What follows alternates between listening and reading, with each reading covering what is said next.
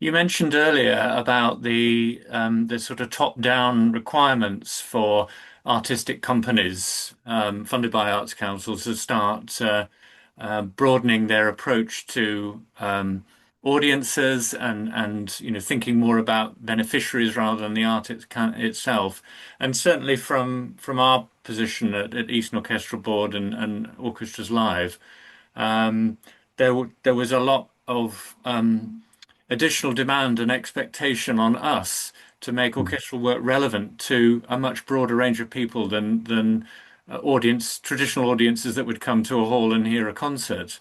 And so I think at a time when the arts kind of companies and indeed musicians were being expected to be kind of more versatile, there was also a demand from, for example, local authorities who, have always been big supporters of the arts to see that their investment was benefiting a wider range of people. So when you talked about the kind of meeting of worlds, I mm, think it was coming from different directions as well. And certainly we were required as a kind of network of promoters and producers to think much more carefully about, what that local relevance could be, and over many years, kind of experiment with how orchestral work can be shaped by local people, can be driven by local people, and the kind of collaborative creative work that you've been talking about is often at the heart of the work that we do. We've talked about orchestras being required to kind of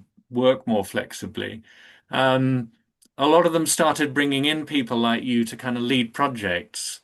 So I just wonder whether you'd talk a little bit more about that, Sean. And people might think, well, why weren't the players doing that? But of course, they weren't really equipped to do that. And there were kind of interesting kind of benefits, but also tensions that went with, visiting, um, collaborating artists coming in. So what are your thoughts about how that kind of happened back then and how that's changed?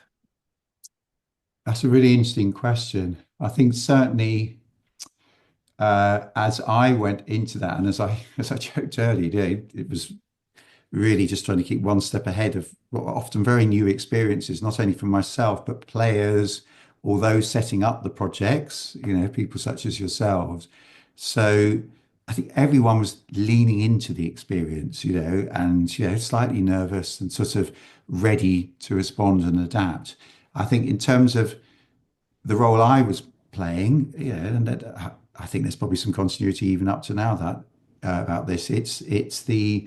There's a bridging role there between obviously what you can bring as a sort of creative facilitator, being alive to the room, holding the room literally in the middle of those processes, and then what the players in the orchestra can bring to that space.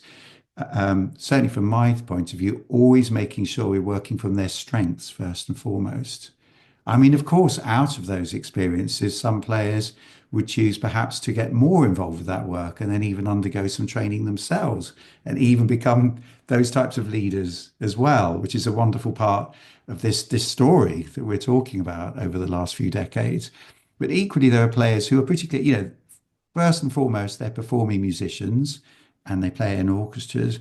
And what those players can bring to a creative collaborative experience in that moment as players is as important as what a facilitator, workshop leader, or the teacher or community leaders and the producers and project leaders around that. Everyone plays a part. And I think this is what increasingly interested me and why I sort of ended up then moving more into working in organizations such as the Guildhall and the Barbican as a manager and leader in that sense.